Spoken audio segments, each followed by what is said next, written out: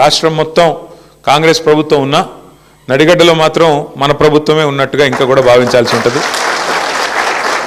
సర్పంచ్ ఎన్నికల్లో కూడా చాలా గొప్ప విజయాన్ని మీరు అలంపూర్లో నమోదు చేశారు. దాదాపు 60-65% మరి సర్పంచులు కూడా మన పార్టీ గెలుచుకున్నది, మన పార్టీ మద్దతుదారులు గెలుచుకున్నారు. అట్లాగే కౌన్సిల్లో కూడా మళ్ళీ ఇందాక నేను చెప్పినట్టు అటు గద్వాల్ అయితేనేమి, అలంపూరు, ఐజా అయితేనేమి, వడ్డేపల్లి అయితేనేమి మొత్తంగా మెజారిటీ కౌన్సిలర్లు మనమే సాధించినాం, మెజారిటీ ఓట్లు కూడా మనమే సాధించినాం. అయితే రాష్ట్రం మొత్తంలో మరి పరిస్థితి ఎట్లా ఉందో మీరు చూస్తూ ఉన్నారు. మొన్న నేను కొన్ని జిల్లాల పర్యటనలో పోయాను. మొన్న నాగర్ కర్నూల్లో నిజంగా బాధ అనిపించింది. ఒక 2 నెలల పాపని, ఆ అమ్మాయిని మరి అక్కడ ఉండే కాంగ్రెస్ నాయకులు వారి అహంకారంతో ఒక చిన్న పాప, 2 నెలల పాప, వాళ్ళ తల్లిదండ్రులు వాళ్ళ నాయనమ్మ గుడిలోకి పోతామంటే గుడిలోకి పోనీయకుండా ఆపి గొడవ పెట్టుకొని చివరికి ఆ గొడవలో ఒక 2 నెలల పాప ప్రాణం తీసినారు. ఈ రోజు వరకు పోలీసులు వాళ్ళ మీద కేసు పెట్టింది లేదు, కనీసం వాళ్ళని పట్టుకొని లోపల పెట్టింది లేదు. అట్లా నడుస్తూ ఉంది ఇవాళ ఈరోజు ఈ రాష్ట్రంలో అరాచక పాలన.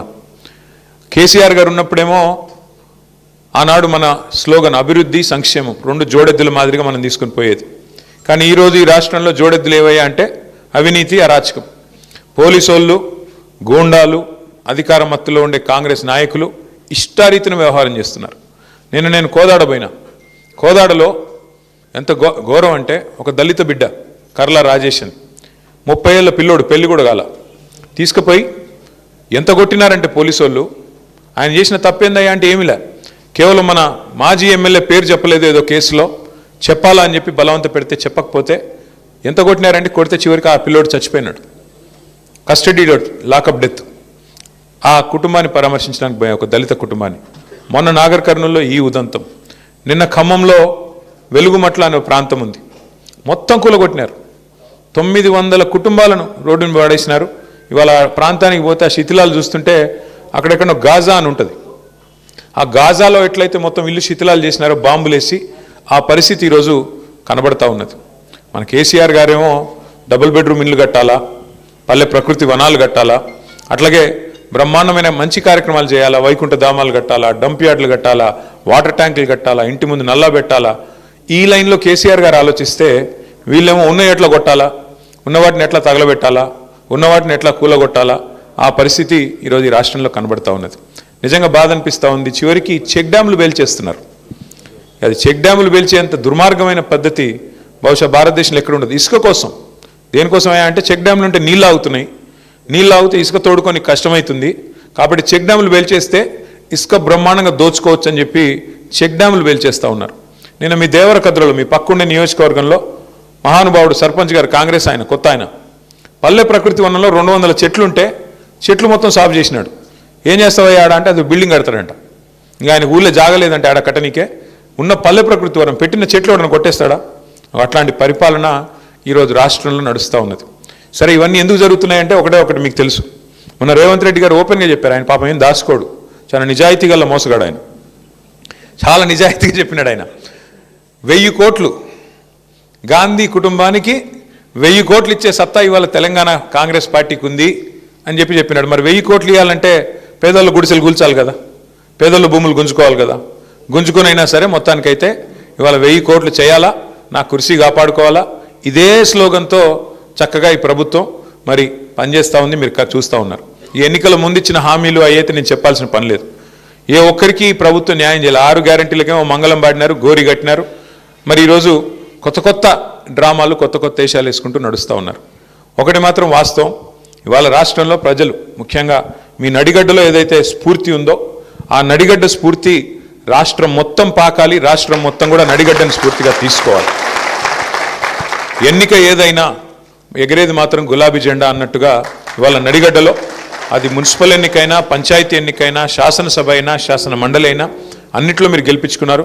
నాకు విశ్వాసం ఉంది, రేపు మళ్ళీ తప్పకుండా నడిగడ్డలో జిల్లా పరిషత్ వచ్చినా, లేదంటే సొసైటీ ఎన్నికలు వచ్చినా, లేదంటే మళ్ళీ శాసనసభ ఎన్నికలు వచ్చినా తప్పకుండా వెంకటరామరెడ్డి గారి నాయకత్వంలో, విజయుడి గారి నాయకత్వంలో మళ్ళీ గులాబీ జెండా ఎగురుతుందనే విశ్వాసం నాకుంది.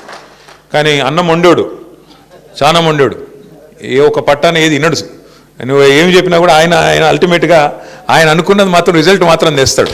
వెంకటరామరెడ్డి గారి గొప్పతనం ఏంటంటే ఏదో ఒకటి చేసి కన్విన్స్ చేస్తాడు. మొత్తానికైతే కూర్చోబెట్టి ఏదైనా చెప్దాం, ఏదైనా మెల్లిగా చెప్దాం, కన్విన్స్ చేద్దామంటే మా చంద్రశేఖర్ అన్న నేను అట్లాంటి వాళ్ళు ఏమైనా ప్రయత్నం చేసినంతసేపు వింటాడు, చాలా కామ్గా వింటాడు. ఆఖరికి మాత్రం ఏదో మళ్ళీ మ్యాజిక్ చేసి ఆయన అనుకున్నది చేసుకుంటాడు, పోతాడు. అట్లాంటి వెంకటరామరెడ్డి గారు మీకు నాయకుడిగా ఉండడం నిజంగా కూడా మీ అదృష్టం. ఎందుకంటే ప్రజల పనుల విషయంలో కూడా నాకు ఒకటే చెప్పినాడు, అన్న ఈసారి మనం అధికారం పోయింది, నాకు బాధగా ఉంది అన్నాడు. ఎందుకన్నా ఏం బాధ అంటే, లేదన్నా నేను చాలా కొట్లాడిన ప్రతిపక్షంలో, కొట్లాడి అలసిపోయిన. నిజానికి ఈసారి గవర్నమెంట్ వస్తే నేను మా అలంపూరు చరిత్రలో ఎన్నడూ జరగని అభివృద్ధిని చేసి చూపెడదాం అనుకున్నాను. కేసీఆర్ గారికి నా మీద ప్రేమ ఉంది, నాకు తప్పకుండా నేనేది అడిగినా చేసేటోడు. బ్యాడ్ లక్ ఏంటంటే నేను కొద్దిగా లేటుగా, నిజానికి ఒక దశలో నేను రాజకీయమే వదిలేద్దాం అనుకున్నా. కానీ కేసీఆర్ సార్ నన్ను పిలిచి ఎమ్మెల్సీ ఇచ్చి నన్ను కూర్చోబెట్టి నువ్వు ఉండాలి వెంకట్రామ్ అంటే నేను ఉన్నాను. నాకంటూ వ్యక్తిగతంగా ఏమీ లేదన్నా, నా కాన్స్టిట్యున్సీ నా జిల్లా బాగుండాలా అని నిజంగా చెప్తున్నాను. నేను అధికారంలో ఉన్ననాడు కూడా ఒక్కటంటే ఒక్క రూపాయి పని కూడా అడగలేదు వెంకటరామరెడ్డి గారు, ఒక్క రూపాయి పని కూడా. ఏమన్నా అడిగినంటే మా కాన్స్టిట్యున్సీ, మాకు అలంపూర్కి ఇది కావాలా. ఒకరోజు అయితే మన గవర్నమెంట్ పోయింది అనుకుంటా, ఇప్పుడు పోయినాక వచ్చినాడు రోజు వచ్చి, మాకు నీళ్లు రావాలా, నువ్వు జగన్ అన్నకు ఫోన్ చేయంటాడు. అన్న ఇప్పుడు మనం గవర్నమెంట్లో లేమే, మనకు ఇప్పుడున్న గవర్నమెంట్ చేయాల్సిన పని మనం ఏందన్నా అంటే, అప్పుడు గవర్నమెంట్లో ఉన్నామా లేదా, లేవనుకుంటా. ఫోన్ చేయన్నారు అంటే ఫోన్ చేస్తే జగన్మోహన్ రెడ్డి గారు కూడా అన్నాడు, ఎవరు నీకు వెంకటరామ్ చెప్పినాడా అన్నాడు. అవునన్నా చెప్పినాడు అంటే, నాకు కూడా ఆల్రెడీ చెప్పినాడు, మరి నీకు కూడా చెప్పిస్తున్నాడు. మొత్తానికైతే మొండోడు అంటే అంత కమిట్మెంటు. ఇప్పుడు ఏం అవసరం ఉంది, మేము గవర్నమెంట్లో లేము, ఈ గవర్నమెంట్ని తిట్టుకుంటా నడిపించేయచ్చు. వీళ్ళు చేయట్లేదా, వీళ్ళు చేయాల్సిన పని చేయట్లేదు, వీళ్ళని పట్టించుకోవట్లేదు, దున్నపోతు మీద వానబడ్డట్టున్నారని దులుపుకోవచ్చు. కానీ ప్రజల మీద, రైతాంగం మీద, ప్రాంతం మీద, నియోజకవర్గం మీద ప్రేమ ఉండే మనిషి అయితే యాడికన్నా పోయి, ఎంత దూరం అన్నా పోయి పని చేసుకొచ్చే తత్వం వెంకటరామరెడ్డి గారిది. మరి అదే లక్షణం తమ్ముడు విజయుడు కూడా నేర్చుకుంటున్నాడు చక్కగా. కొత్తగా ఎమ్మెల్యే అయినా కూడా చాలా బాగా పనిచేస్తున్నాడు. తమ్ముడు కూడా గట్టిగా కొట్లాడుతున్నాడు. మనం చూసిన ఎంపీ గారు గట్టిగా మీది కురికొస్తుంటే కూడా మనోడేం తగ్గట్లా. ఆయన సీనియర్ అయినా కూడా ఏమైనా కూడా మనోడు తగ్గకుండా అట్లా నిలబడి గట్టిగా మొత్తానికి ఆయనతోనే సారీ చెప్పించినాడు. ఎంపీ గారితో సారీ చెప్పించే కాడికి మొత్తానికి గట్టిగా నిలబడ్డాడు, గట్టిగా కొట్లాడుతున్నాడు. ఎన్ని కేసులైనా ఆయనకి తగ్గట్లేదు. కాబట్టి ఇట్లాంటి ఇద్దరు బ్రహ్మాండమైన నాయకుల నాయకత్వంలో మీరు గెలిచొచ్చారు. హృదయపూర్వకంగా శుభాకాంక్షలు. కాంగ్రెస్ వాళ్ళు మిమ్మల్ని 2 ఏళ్ళు ఇబ్బంది పెడతారు, ముందే చెప్తున్నాను నేను. అలంపూర్, ఐజా వాళ్ళు, కౌన్సిలర్లు మీరు గుర్తుపెట్టుకోండి, 2 ఏళ్ళు ఇబ్బంది ఉంటుంది. కానీ సినిమాల్లో కదా లాస్ట్కి హీరో వచ్చినట్టు మళ్ళీ కేసీఆర్ గారు 2 ఏళ్లలో వచ్చేస్తాడు. లేక 3 ఏళ్ళు మళ్ళీ మీరు లాస్ట్ టర్మ్ మాత్రం, last part of your term అంటే చివరి దశ 3 ఏళ్ళు మాత్రం బాగుంటుంది. ఇంటర్వెల్కి ముందంతా వాళ్ళు, ఇంటర్వెల్ తర్వాత మనం, ఇంటర్వెల్ తర్వాత అంతా మళ్ళీ మన స్టోరీ స్టార్ట్ అవుతుంది. ఇంటర్వెల్ దాకా ఏముంటాయి, కష్టాలు ఉంటాయి కదా, అవి కొన్ని ఉంటాయి. ఇంకా మీకు ఫోన్లు వస్తాయి, ఇంకా అను వచ్చేయండి మీరు వచ్చేయండి కాంగ్రెస్లోకి, ఏం చేస్తారు మీరు ఆడుండి, అభివృద్ధి చేస్తాం, గడిది గుడ్డు చేస్తామని చెప్తారు. అభివృద్ధి లేదు, ఏమీ లేదు. వాళ్ళు దోచుకోవడానికి పుట్టినారు. చూస్తున్నారు కదా మీ సంపత్ కుమార్ గారు ఎంత గొప్పోడంటే, ఆఖరికి ఆడ స్థానికంగా ఉండే కాంట్రాక్టర్ ఎవడు రోడ్డు పని ఏదో చేస్తున్నాడు ఆడ.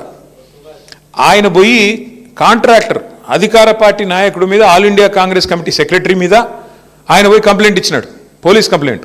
8 కోట్లు అడుగుతున్నాడు, యాడికెళ్ళి పని చేయాలి, నేను ఇంకా ఉన్నాయంతా వీళ్ళు ఉడుచుకొని పోతే మేమేం పని చేసేది, యాడికెళ్ళి చేస్తామని చెప్పి మీ స్థానిక కాంగ్రెస్ నాయకుడు, మాజీ ఎమ్మెల్యే మీద కాంట్రాక్టర్లే బాహాటంగా దోపిడీ చేస్తున్నారు కాంగ్రెస్ వాళ్ళు. మరి మాజీ ఎమ్మెల్యేనే ఇంత దోసుకుంటుంటే ఇంకా రేవంత్ రెడ్డి గారు ఎంత దోసుకుంటుండాలో మీకు తెలుసు. 1000 కోట్లు ఇస్తా అని చెప్తున్నాడు ఆయన. 1000 కోట్లు ఇస్తానని చెప్తా అంటే ఇంకా ఆయన ఎన్ని వేల కోట్లు వెనకాల వేసుకుని ఉండాలా ఈ 2 ఏళ్లలో. కాబట్టి ఇవాళ జరుగుతుంది ఏంటంటే, ఈ రాష్ట్రంలో దోచుకోవడం, దాచుకోవడం. కాంగ్రెస్ పార్టీ బ్రహ్మాండంగా అదే పనిలో ఉంది. ప్రజలకు కూడా అన్నీ బోధపడ్డాయి. ఇవాళ ప్రజలకు కూడా అన్నీ అర్థమైనాయి. ఇంకా కాంగ్రెస్తోనే న్యాయం జరగదు, కాంగ్రెస్ మోసం చేస్తుంది. లేకపోతే ఇవాళ ఫిబ్రవరి 26 ఈరోజు 26, 27 రైతు బంధు పడ్డదా? ఎన్ని డైలాగులు కొట్టారు రేవంత్ రెడ్డి. ఆ రోజుల్లో ఏమన్నాడు, 3వ పంటకు కూడా ఇవ్వాలా రైతు బంధు అన్నాడు. ఈ ఒక్క పంటకి ఇచ్చే ముఖమే లేదు నీకు, యూరియా ఇచ్చే ముఖం లేదు నీకు. యూరియా కూడా ఇచ్చేది, యూరియా బస్తా అంట యాప్లో ఇస్తాడంట. యాప్లో, షాప్లో ఉంటే కదా యాప్లో ఇచ్చేది, యాప్లో పెట్టుకోవాలి. మరి యాప్ అందరికి వస్తుందా, వాడినికే వస్తుందా? ఫోన్లో ఉంటుందా? ఫోన్ వాడే తెలివి ఉంటుందా అందరికి, రైతులకి? అంటే ఎంత తెలివి తక్కువ ప్రభుత్వం అంటే, వాళ్ళు లైన్లు కనపడకుండా దాచుకోనికే యూరియా దుకాణాల ముందు మళ్ళీ లైన్లు కడుతున్నారు కాబట్టి, ఆనాటి రోజులు తెస్తానని డైలాగులు కొట్టినాడు కాబట్టి ఆనాటి రోజులు మళ్ళీ వచ్చినాయి కాబట్టి, అందుకనే భయంతోన ఈరోజు ఈ రకమైన పద్ధతులు.